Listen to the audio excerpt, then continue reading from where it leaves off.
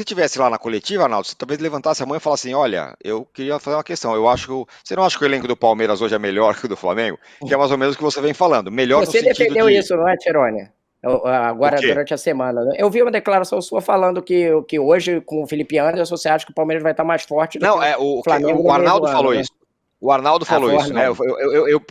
Eu perguntei, falei, pô, você acha que agora com o Felipe Anderson, esses elencos, agora o do elenco, não. Claro que o Palmeiras tem, o Flamengo tem jogadores mais brilhantes no time titular, mas quando você olha todo mundo, lá, os 30 caras, dessa vez, nesse ano, o Palmeiras tem menos a reclamar, como diz você, Arnaldo. Muito menos. O Palmeiras, aliás, desde o ano passado, mudou bastante a política de investimentos. Hoje é um time que tem praticamente 3 jogadores por posição. Eu não estou falando do Felipe Anderson, que vai ser reforço no meio do ano, mas é uma prova, como disse o Rodrigo, o Palmeiras não investe só em jogador não pronto, né? Tá trazendo um jogador daí. O Palmeiras não celebrou a semana toda no chapéu na Juventus, contratando um jogador da Série A italiana. Não dá para chorar em relação ao elenco, né? O que eu digo é que as diferenças entre titulares e reservas do Palmeiras são menores que as diferenças entre titulares e reservas do Flamengo, que a gente acabou de falar. O Flamengo tem 3 pontas, o Palmeiras tem 5 pontas. O Flamengo tem um meio atacante, o Palmeiras tem 2 meios atacantes. O Flamengo tem 2 laterais esquerdos bons, o Palmeiras tem 3. O Flamengo tem um lateral direito, às vezes agora está recuperando o reserva, o Palmeiras tem 3 laterais direitos. É um pouco. Então, o Palmeiras se armou, o Palmeiras tem menos jogadores convocáveis do que o Flamengo. O Palmeiras se armou por uma temporada para tentar ser tricampeão brasileiro, para brigar pela Libertadores e, quem sabe, pela Copa do Brasil, e depois jogar o Mundial lá. E tem um clube estruturado, com comando há muito tempo, e que aí o Palmeiras é o clube do Brasil que mais sabe jogar contra os adversários. Não no campo exatamente, também nos bastidores, nos discursos. Agora, o Palmeiras tem os seus problemas internos.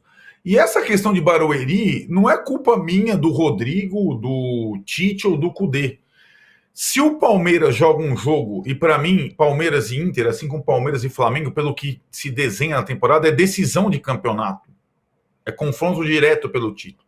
Se o Palmeiras sai a tabela do Brasileiro e ele sabe que a segunda rodada tem o Inter em São Paulo e vai jogar em Barueri, é problema do Palmeiras, da Leila, da W Torre, do Abel. É problema. O Palmeiras jogou com o Inter, o mesmo Inter, o ano passado de Barueri, e ganhou. Lembra na reta final do Brasileiro, na arrancada? Se o Palmeiras não tem condição de jogar uma partida decisiva na sua casa, recém-reformada, com gramado, com cortiça, é problema do Palmeiras. Não é problema dos outros, né? E aí, eu acho que o Palmeiras tem as suas mazelas também. E ontem ele perdeu um jogo que pode custar caro no campeonato todo lá na frente. Porque agora ele vai jogar com o Inter só no Beira-Rio. E, na minha concepção, a mobilização para esse jogo foi errada, a escolha deu errada. O Palmeiras não consegue encher Barueri. Aliás, não encheu nem o Allianz Parque na Libertadores. O Palmeiras tem as suas questões também, embora seja o clube mais estável do país. Então, jogar contra os outros no discurso e tal, a gente já entendeu como atuam Abel e Leila, né? Já entendemos, né? Essa estratégia. E é estratégia. E eu vou só fazer uma ponderação. Eu acho que pelo elenco que o Palmeiras formou, a temporada até agora, em termos de desempenho, mesmo com o título paulista, ela é muito abaixo em termos de desempenho. O Palmeiras fez pouquíssimas partidas boas. Pô, o time jogou bem. Foram poucas. Isso me chama a atenção. Isso é uma questão do técnico, certo? De escolher as melhores peças, o melhor sistema. Ele tem revezado muito, pensando na temporada e não estourar jogador. Isso continua sendo bem feito. Nenhum jogador está machucado. O Palmeiras funciona direito. Mas no campo, em desempenho, o Palmeiras muitas vezes tem deixado a desejar. E ontem foi de novo. O Inter foi melhor no primeiro tempo todo, podia ter aberto 2-0, perdeu um pênalti com o Borré. E o Inter estava sem os seus 2 principais jogadores, o Alan Patrick e o Ener Valencia. além do Arangues, que é titular também, estava fora, e o Inter conseguiu esses 6 pontos sem esses caras. Isso tem um valor. Se o Internacional, de fato, colocar em prática o discurso, vamos concentrar tudo nos pontos corridos, que a gente não ganha desde 79, o brasileiro, ele pode dar trabalho com essa largada. Eu sou completamente contra as teses, é muito cedo. A largada, por exemplo, do São Paulo 0 ponto, ela vai causar impacto no campeonato todo. A largada do Inter 6 pontos, ela vai causar impacto no campeonato todo, ainda mais vencendo o confronto direto com o Palmeiras. O Inter largou mal na Sul-Americana, sinceramente, para o torcedor colorado, não estando na Libertadores, dane-se a Sul-Americana. E agora o Inter vai poder se concentrar no campeonato, que é um campeonato de regularidade. Ele começa bem o campeonato da regularidade. O próximo jogo dele é uma pedreira. É Atlético Paranaense em Curitiba. Pedreira, pedreira, pedreira. Mas se o Inter sair de lá com um empate, fechar essas 3 primeiras rodadas pedreiras com 7 pontos, tá bonito na fita. O Palmeiras tem uma outra decisão contra o Flamengo e parece que pelo menos dessa vez vai jogar no seu estádio, porque o calendário de shows permite. Tem 2 jogos ainda que o Flamengo, que o Palmeiras vai jogar fora do Allianz nos próximos aí, dia 12 de maio contra o Atlético Paranaense e dia 26 de maio contra o Vasco. O Palmeiras não estará nos seus domínios. 2 jogos que o Palmeiras precisa pontuar. E aí já está sendo uma questão. Ontem tinha o quê? 15 mil pessoas no Allianz, né? O público foi muito pequeno. Barueri. Tinha um público muito pequeno. Muito bem. Falamos em sinal amarelo. Nossa enquete está assim, ó.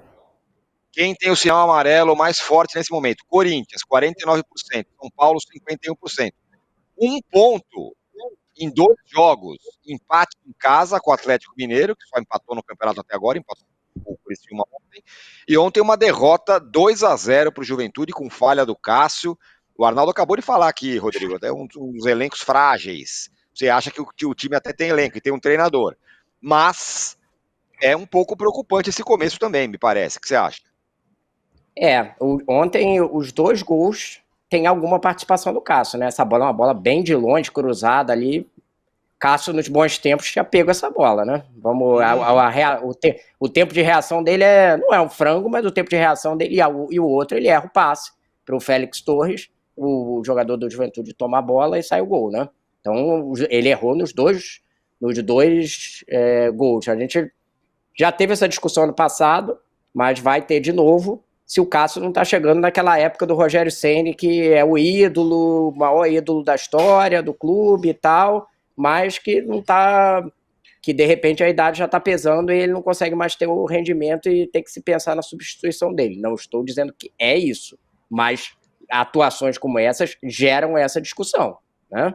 E fora isso, o Corinthians teve ali um primeiro tempo de posse de bola, mas no segundo tempo, quando o Juventude foi muito mais incisivo, né, do que o Corinthians. Então, assim, vai ter que se acertar mais rápido do que tá andando esse Corinthians de início de temporada. Porque, assim, quando chegou o Antônio Oliveira, parecia que tudo era uma maravilha, né? Porque tinha saído de um estágio de quase rebaixamento no Paulista e aí deu uma recuperada.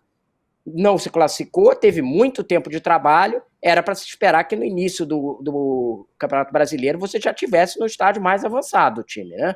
E aí tem todas essas questões. O Igor Coronado foi contratado aí como uma das maiores estrelas do time para a temporada, pegou dengue, só está voltando agora. Aí ainda como é que você vai encaixar os 2 meias jogando, o Garro e o Coronado, que ontem foi a primeira vez que escalou? Quem que vai jogar no ataque? Ontem o Yuri Alberto perdeu um gol na cara do gol no primeiro tempo, foi das chances que foram criadas, né? Mais um gol perdido, apesar dele estar numa temporada melhor do que ano passado ainda, continua perdendo muito gol.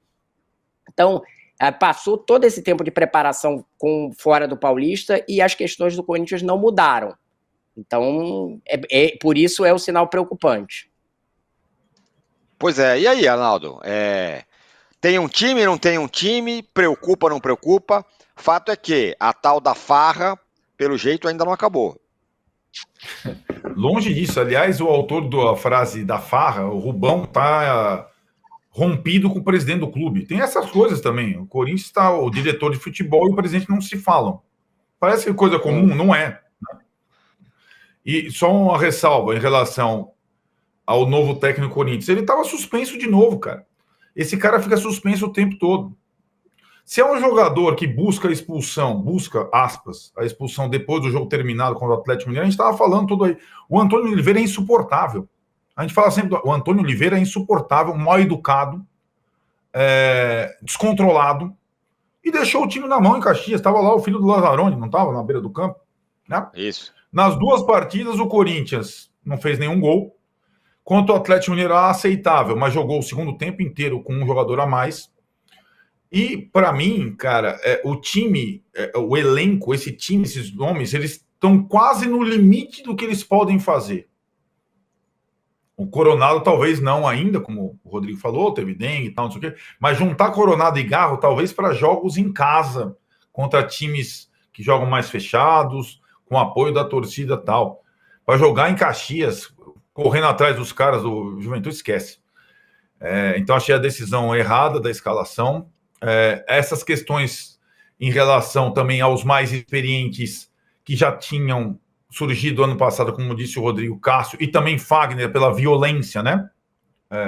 Fagner, violência, cartões, Cássio, irregularidade, elas estão colocadas nesse ano também. O Corinthians optou por uma reformulação em que ele abriu mão de uns 15 e só chegaram uns 8, 9. Tá faltando gente. E só tem janela agora no meio do ano. Falta elenco. Falta, talvez, agora com essa situação da frente tripla, isso fique mais claro, né? Porque vai jogar contra a América de Natal na Copa do Brasil, vai ter toda essa maratona pela frente. A largada na Sul-Americana não foi ruim, né? Tem aí 4 pontos, mas vai jogar agora na Argentina contra o principal adversário. Vai estar tudo isso colocado nessas próximas semanas, nesses 2 meses em que a carnificina de jogos ela se coloca.